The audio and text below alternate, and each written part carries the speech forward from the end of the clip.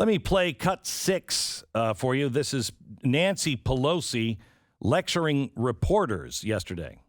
Our latest CBS News poll shows that only about 10% of Americans describe themselves as knowing a lot of specific things that are in the reconciliation package, and that the majority don't know anything at all. So do you think you need to do a better job at messaging, and going forward, how do you sell this if ultimately you have to? Well, I think you all could do a better job of selling it, to be very frank with you, because every time I come here, I go through the list. Family medical leave, climate, the issues that are in there. And but it is true, it is hard to break through when you have such a comprehensive package. So difficult to break through when you control the entire government and all of the media. I know. So hard to get your messaging out there. I know, it really is. Okay, so let me go through a few things. These are not failures. These are intended, and they are intended to bring you to a reset, the Great Reset. Remember, when do you reset things? When do you go downstairs into the scary basement to look at the fuse box? When everything is fine? No.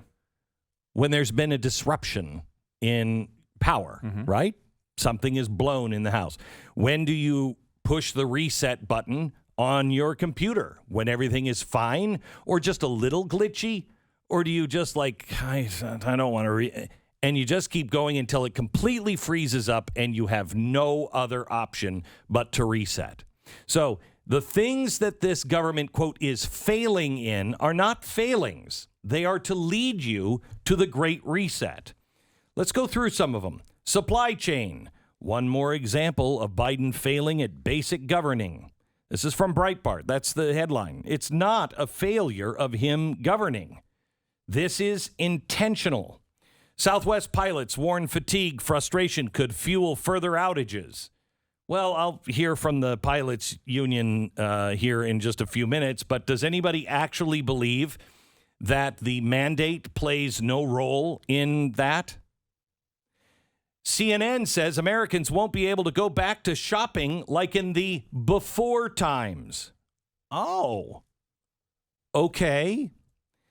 The U.S. healthcare force is short 500,000 workers now. A Maine hospital just closed its NICU because of staffing shortages due to vaccine mandate. Do you see what these all have in common so far? U.S. cities are having to boost budgets for cops after defund the police initiatives result in more crime. Walgreens closes 5 more San Francisco locations due to theft. This is happening in big cities where they have said, we're not going to prosecute anybody for shoplifting. You're shoplifting under $1,000. So people are just going in and they're just wiping these stores clean because police can't do anything about it. Chicago suffering from officer shortage. They can't find the recruits. Believe they need, there's 877 vacancies.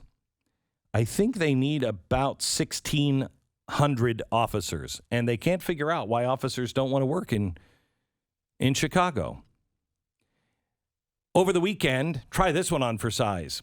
California moved one step closer to ending reliance on fossil fuels. What they did is they banned all off-road gasoline engines. So, if you have a leaf blower, if your lawn service is cutting the lawn, using a lawnmower, can't be gasoline, has to be electric. This will bankrupt so many small businesses. 50,000 businesses are going to be affected by this. And it's only a matter of time before everyone has to do this. Psaki said yesterday, and I quote, "The president wants to use the pandemic to make fundamental changes in our economy." Is that what you voted for? Did you vote for a fundamental change in our economy? He feels coming out of the pandemic, it is exactly the time to make fundamental change in our economy. That's not what I voted for. You want to know what's in that package? All kinds of stuff that goes against the Constitution. Janet Yellen said the $600 IRS reporting requirement is necessary because there's a lot of tax fraud and cheating that's going on. Really? Is there? Do you know how much it costs to fill my truck now at the gas station? $100. $100 to fill my truck. I can do that easily. In a month, 6 times. If I'm driving the truck a lot, at least 4. So I pay my gas card. It's a $600 transaction. The federal government, the IRS, needs that. That's the most ridiculous thing I've ever seen. So now you're going after, the post office worker, the teacher, the people who are the heroes in our society. You're going after the people that have $50,000 to $60,000. How much are you spending on food every month? If you have a large family, can you spend $600 at the grocery store? Wow. So now you need to be spied upon by the IRS because your transactions are suspicious. We cannot allow these things to happen. This infrastructure bill cannot pass because it is infrastructure. It is infrastructure. So when they power everything down because everything is gridlock and you are out in the streets going, there's no food that I can afford at the grocery store. My shelves are empty. The ports are backed up. They're not working. I can't hire anybody to do the job. There's crime all over the city. My school board is completely out of control, and the FBI is now interviewing all of the parents that were there at the school board meeting. I can't afford gas anymore. I can't afford a new car. They're not even making the new cars anymore. My oil or my gas bill to heat my house is 2.5 times what it was before the election. It's already double what it was. We're not even in the winter yet. When all of that happens, when the court system doesn't work, when the police can't work, when crime is out of control, when you can't afford your groceries, when you can't afford your house, when the banks are just making all kinds of money, when all of these things are happening, this is not a failing of the progressives.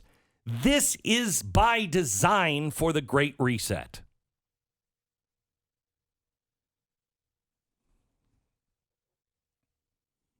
This is why we have to.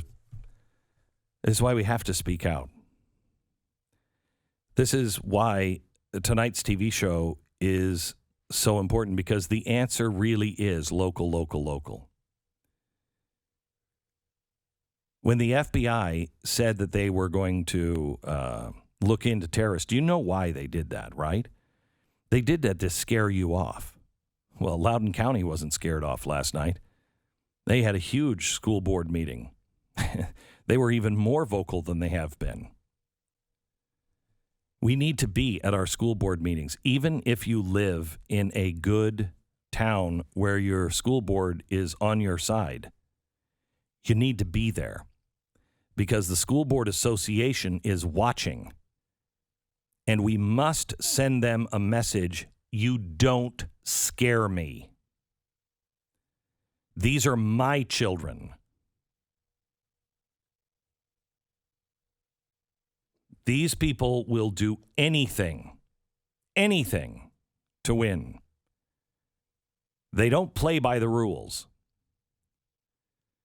The only thing that frightens them is you waking up and standing up. Read Barack Obama's book. You know, Jonah Goldberg tweeted me the other day, and he said, when I said, I think they've just started another Tea Party, and he said, ooh, like the first one was so effective. Did you read Barack Obama's book? It was.